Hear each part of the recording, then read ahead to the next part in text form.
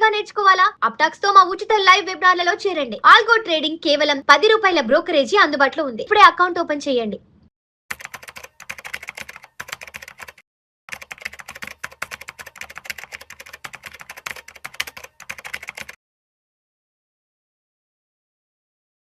నమస్తే అండి, welcome to Suman TV. నేను విజయకర్దర్.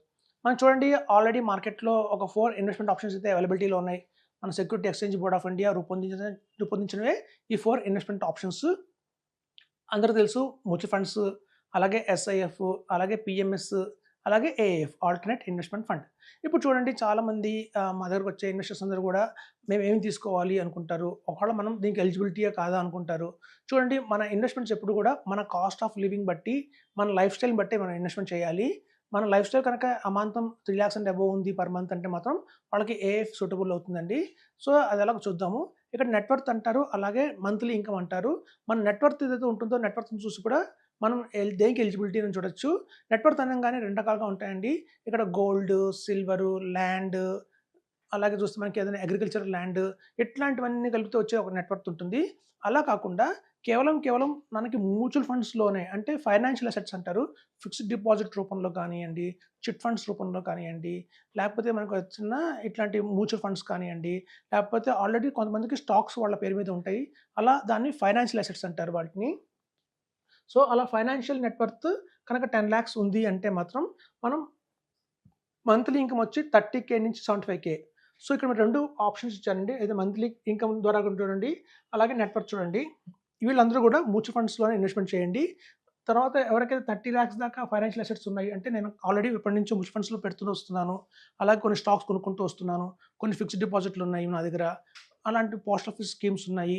అట్లా ఫైనాన్షియల్ వర్త్ కనుక వాళ్ళకి 30 lakhs కనుక ఉంటే, వాళ్ళకి కనుక 75,000 నుంచి 1.5 lakh పర్ మంత్ ఉంది అంటే ఇన్కము, వాళ్ళకంటూ సర్టెన్ ఒక లెవెల్ ఆఫ్ లైఫ్ స్టైల్ అయితే ఉంటుందండి. వాళ్ళందరూ కంపల్సరీగా ఎస్ఐఎఫ్స్లోనే ఇన్వెస్ట్మెంట్ చేయండి. ఇక మీరు మ్యూచువల్ ఫండ్స్ అయిపోయింది, మీరు మ్యూచువల్ ఫండ్స్ నుంచి నెక్స్ట్ స్టెప్కి వెళ్ళారు, ఒక ప్రమోషన్ వచ్చింది అనుకోండి, మీరు నెక్స్ట్ ఎస్ఐఎఫ్కి వెళ్ళిపోండి. అలాగే కనుక మీ దగ్గర నెట్వర్త్, అంటే మన ఫైనాన్షియల్ నెట్వర్త్ మొత్తం చూసుకుంటే కూడా మన దగ్గర 1 crore ఉంది అంటే మాత్రం, ఆ 1 crore మీకు ఒక 1.5 lakh నుంచి 3 lakhs దాకా పర్ మంత్ మనకి ఇన్కమ్ ఉంది అంటే మాత్రం మనం పిఎంఎస్కి అయితే వెళ్ళిపోవాలండి. మనం గుర్తుపెట్టుకోండి, మీకు కనుక 1.5 lakh పర్ మంత్ శాలరీ వస్తుంది అండ్ అబోవ్ వస్తుంది, అలాగే మీ దగ్గర 1 crore ఉందనుకోండి, ఫైనాన్షియల్ అసెట్స్ అన్ని కలుపుకొని మీరు డెఫినెట్గా పిఎంఎస్కి అయితే నెక్స్ట్ ఆప్షన్ కింద వెళ్ళిపోండి, అది బెస్ట్ ఆప్షన్ మీకు. అలాగే 3 CR కనుక ఉంటే, అబౌవ్ 3 lakhs కనుక మీ ప్యాకేజ్ ఉంటే కనుక మన దగ్గర ఏఎఫ్ ఉందండి, ఆల్టర్నేట్ ఇన్వెస్ట్మెంట్ ఫండ్ అని చెప్పి, అందులో ఇన్వెస్ట్మెంట్ చేయొచ్చు మీరు. సో ఇట్లా మనం చూడండి, మా దగ్గర పిఎంఎస్లో 2 పిఎంఎస్లో ఉన్న కస్టమర్స్ ఉంటారు, వాళ్ళకి ఆల్రెడీ 1.5 crore పిఎంఎస్లోనే ఉంటుంది. సో అట్లా ఆల్రెడీ 1.5 crore పిఎంఎస్ ఉంది కాబట్టి మేము వాళ్ళందరికీ కూడా ఏఎఫ్ రికమెండ్ చేయడం జరుగుతుంది అనమాట. సో అట్లా అండి, మనం స్టెప్ బై స్టెప్ రావాలి మన లైఫ్లో ఎప్పుడైనా సరే. చాలామంది చేసే మిస్టేక్ ఏంటంటే, పిఎంఎస్ అనగానే ట్యాక్స్లు ఎక్కువ పడతాయి కదా, పిఎంఎస్ అనగానే మనం ఏమనుకుంటామంటే పిఎంఎస్లో చర్నింగ్ ఎక్కువ ఉంటుంది, తద్వారా ట్యాక్సెస్ ఎక్కువ పడతాయి, ఎక్స్పెన్స్ రేషియో ఎక్కువ అనుకుంటారు. కానీ కాదండి, ఇండియా మొత్తంలో రిచెస్ట్ పీపుల్ ఎవరైనా ఎక్కడ ఇన్వెస్ట్మెంట్ చేస్తున్నారు అంటే మాత్రం అది మనకి వచ్చేసి పిఎంఎస్లో ఇన్వెస్ట్మెంట్ చేస్తున్నారు. మనం చూస్తే చూడండి, మెట్రో బ్రాండ్స్ అని ఉంటుంది. మెట్రో బ్రాండ్స్ అనగానే తెలుసు, మెట్రో షూస్ అనేది, ఒక మెట్రో షూస్ అనేది చాలా పాపులర్ ఉంది హైదరాబాద్లో కానీ అక్రాస్ ఇది. వాళ్ళు ఎప్పటి నుంచో ఆ బిజినెస్లో ఉన్నారు. ఆ ఎండి కూడా పిఎంఎస్లోనే ఇన్వెస్ట్మెంట్ చేస్తారు. ఇక్కడ మీకు కొన్ని కంపెనీస్ చెప్తానండి, కొన్ని కంపెనీ లిస్టులు ఉన్నాయి. ఆ కంపెనీ ఎండీలు అందరూ కూడా చేసేది పిఎంఎస్లే. అలాగే చూస్తే మీకు అపార్ ఇండస్ట్రీస్ ఉంటుందండి.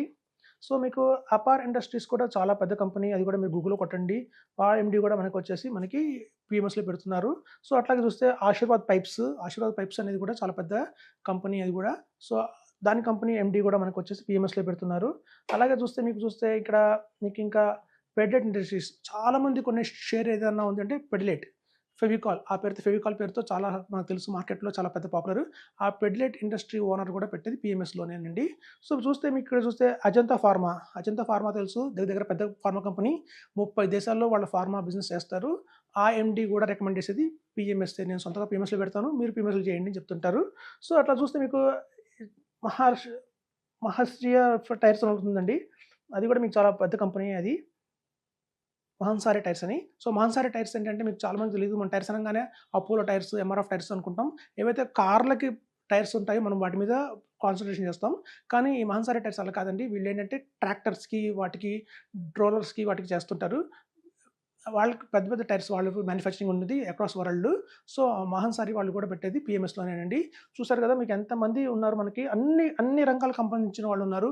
అటు పెడలేట్ అని చెప్పాను, ఫెవికాల్ సంబంధించిన వాళ్ళు, పైప్స్ సంబంధించిన వాళ్ళు, అలాగే షూస్ సంబంధించిన వాళ్ళు, అన్ని రకరకాల ఇండస్ట్రీస్ వాళ్ళందరూ కూడా పెట్టేది పీఎంఎస్‌లోనేనండి. కాబట్టి మనం కనుక ఒక ఇండియాలో కనుక మ్యూచువల్ ఫండ్సే కరెక్ట్, ఎస్ఐపియే కరెక్ట్ అనుకుంటే మాత్రం అది రాంగ్ అవుతుంది. ఇలాంటి కోటీశ్వరులందరూ కూడా పెట్టాలి అంటే నెలకి 10,00,000, 25,00,000 ఎవ్రీ మంత్ ఎస్ఐపి చేసే కెపాసిటీ ఉన్నవాళ్ళే. ఇట్లా మీరు ఆలోచించండి. ఇలా 25,00,000 పర్ మంత్ ఎస్ఐపి పెట్టే వాళ్ళందరూ కూడా ఎస్ఐపి చేస్తే ఇప్పటికి ఎస్ఐపి బుక్ ఇండియాలో కొన్ని వేల కోట్లలో ఉంటుంది. మన స్టాక్ మార్కెట్ వచ్చి ఇవాళ 75,000 కాదు, ఇంకా 7,50,000 ఉంటుంది. సో, మనందరి మైండ్‌లో ఉన్నదేంటంటే, ఇప్పటిదాకా అందరి మైండ్‌లో ఉన్నదేంటంటే, సపోజ్ నా కనుక 5,00,000 నేను కనుక ఇన్వెస్ట్‌మెంట్ చేస్తాను అంటే ₹1,000 ఎస్ఐపి వేసుకుంటాను.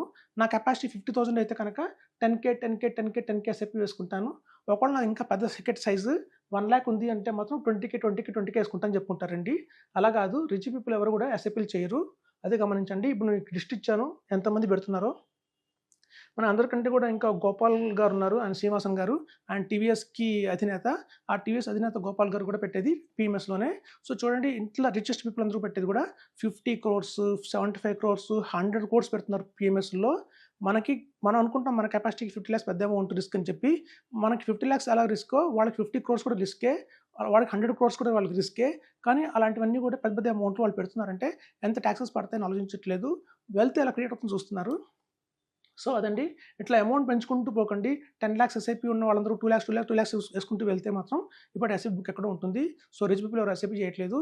మనం గనుక ఫర్దర్‌గా రిచ్ అవ్వాలంటే మాత్రం పీఎంఎస్ఏ కరెక్ట్ అని చెప్తున్నాను. Thank you.